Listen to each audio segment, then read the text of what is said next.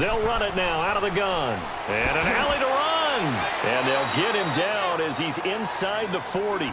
It'll be a gain of 10 to start the drive out. By a few inches, that'll be a first down. Do my eyes deceive me, or is he getting stronger as this game moves along? Burst seems just as good here in the fourth as it was way back in the first, doesn't it? I do believe someone put a lot of time in the offseason and continues to condition during the season in order to continue to carry the ball at this rate. All right, here we go. Blue 90. Blue 90. Now they'll run it with Scarborough. And he'll take this one down to the 36. A gain of 3, second down. Bottom line, they want to keep this clock rolling, so they'll take that one right there. They just want to keep falling forward, and they want to put the onus on the big fellas up front in order to bring this one home.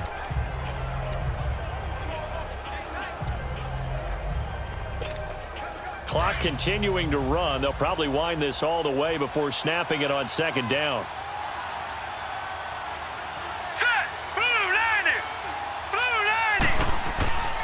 And they'll run it here. And he's going to fight his way forward here for a modest gain. Still about 3 yards shy of a first as the 4-yard pickup brings it to third down. The recipe's pretty simple, I think, right? Just give your superstar the ball, continue to feed him. Yeah, don't overthink this one, right? Make sure he's touching the football, but you're also counting on his intelligence in playing the game as well. If it's not there, don't force the run. Just make sure you hang on to the football and keep the clock ticking. Time for a break. We're back to finish this one off after this.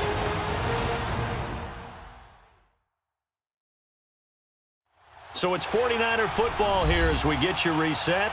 And let's see what they've come up with offensively after having time to talk it over.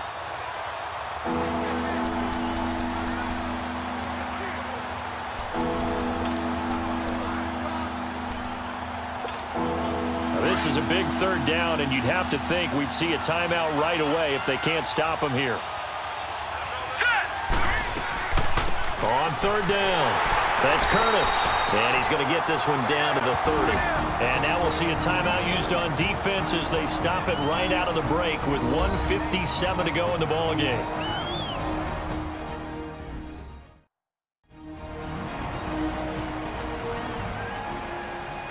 And now following that,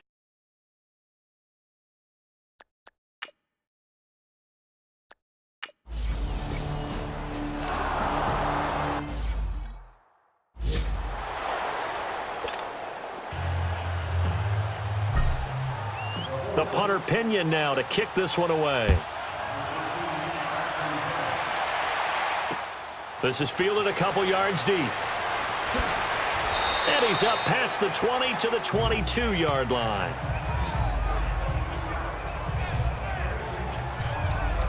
As the Rams offense comes back out, here is the NFC playoff picture coming into the weekend.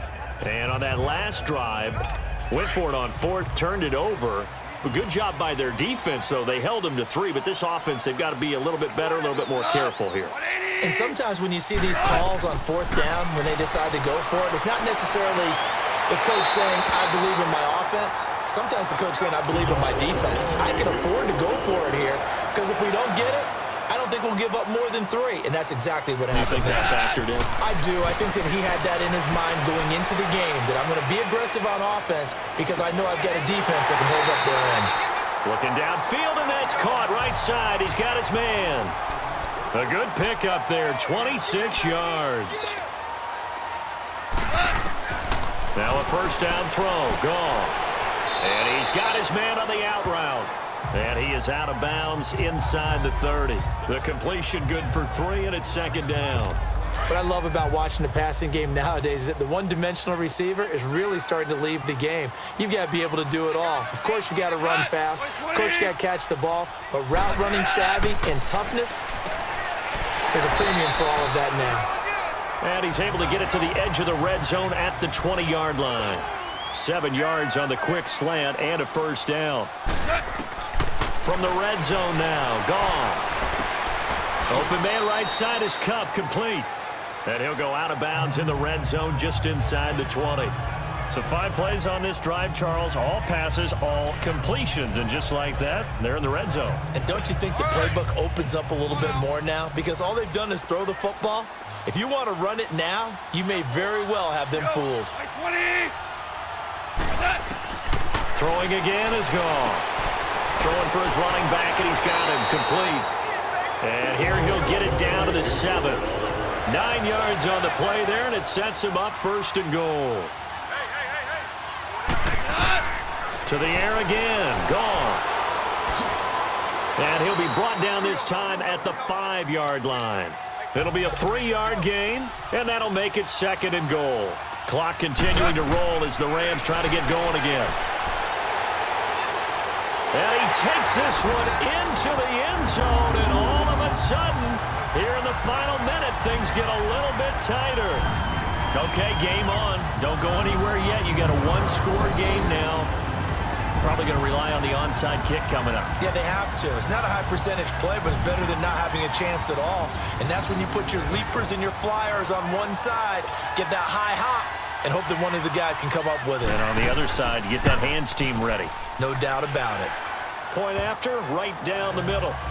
On the NFL scoreboard there in the 4th quarter in Philadelphia. And it was the Eagles that wound up winners in that one. Carson Wentz, 2 touchdown passes in the W.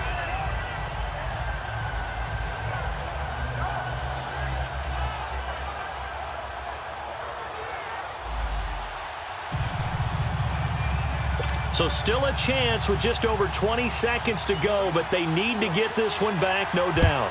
And this is going to be recovered by the hands team.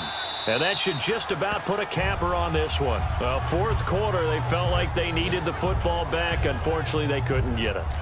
And I know we brought analytics into the game, and someone has said here that the data says that when a team's expecting an onside kick, 80% of the time, the team expecting it, they do actually recover the ball, which is what we saw here. I just wonder if that number is much more of a anecdotal type of a number. Kind of like when the coaches tell us, well, when you score on special teams, 93% of the time you win the game. I'm still waiting to see that number is empirical.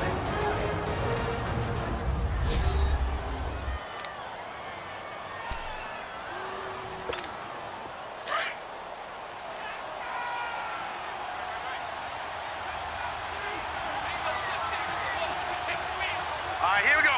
Green, 39. Down to a knee for the 49ers. This one about to be on ice. The Rams going to be forced to use their 3rd and final timeout as the clock will stop with 18 seconds remaining.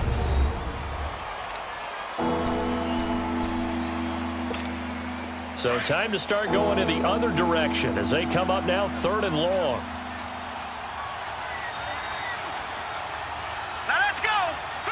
They will take the knee here, and they will finish this regular season with a victory.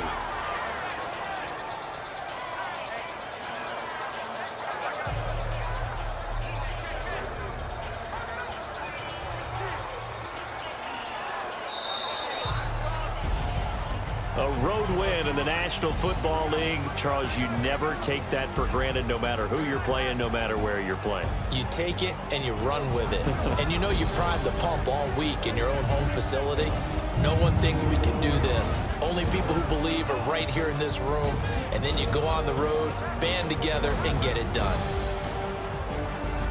So for the Niners, they will indeed finish over 500 at 9-7. And that is maybe not exactly what they were hoping for, but a better than average season nonetheless. Meanwhile, for LA, this loss will mean they finish the season right at 500 at 8-8. But they've got better days in their future. Of that, you can be sure.